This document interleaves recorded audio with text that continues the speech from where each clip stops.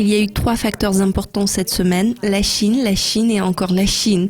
Mon invité est Sant Manoukian de IS Investments.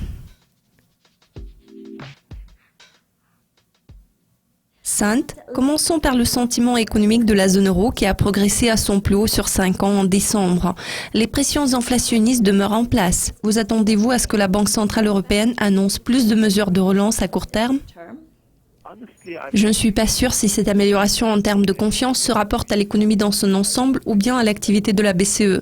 L'inflation demeure une préoccupation majeure. Cette semaine, nous avons appris des chiffres d'inflation négatifs émanant de l'Allemagne et il est possible que nous voyions une tendance similaire dans l'ensemble de la zone euro.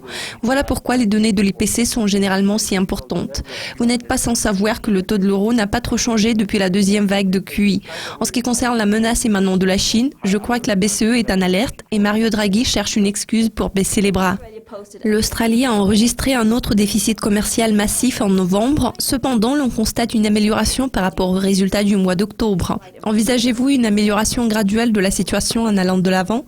En novembre, les exportations ont progressé de plus d'1%, tandis que les importations ont reculé d'1%.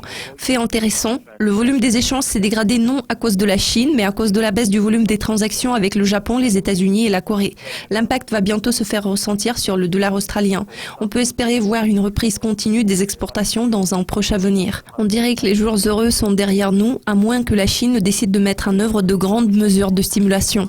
Les USA publieront bientôt leur taux de chômage et l'emploi hors secteur agricole. À quel genre de chiffres vous attendez-vous ? Mes prévisions correspondent au consensus du marché. Nous avons récemment appris des chiffres d'emploi très robustes en termes d'ISM des services. L'ISM manufacturier a déçu les attentes. Cependant, n'oublions pas que l'emploi dans le secteur manufacturier ne représente que 8,6% de l'emploi total. Le salaire horaire moyen s'est révélé très modeste après la récente expansion. Je tiens à souligner que mes attentes sont supérieures au consensus du marché qui se situe à 0,2%.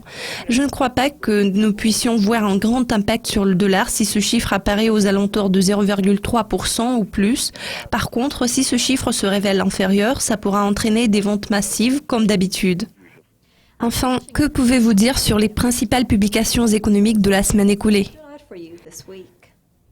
Je dirais qu'il y a eu 3 événements de haute importance. La Chine et encore la Chine. J'étais heureux de constater une expansion du secteur tertiaire américain en décembre. Nous avons tous surveillé le compte-rendu de la réunion du FOMC. Pourtant, les marchés sont obsédés par le PMI et bien sûr le renminbi chinois. La baisse des réserves de devises étrangères en Chine saute aux yeux. Je pense qu'il serait juste de dire que cette année, l'attention des marchés sera rivée sur la Chine autant que sur les États-Unis.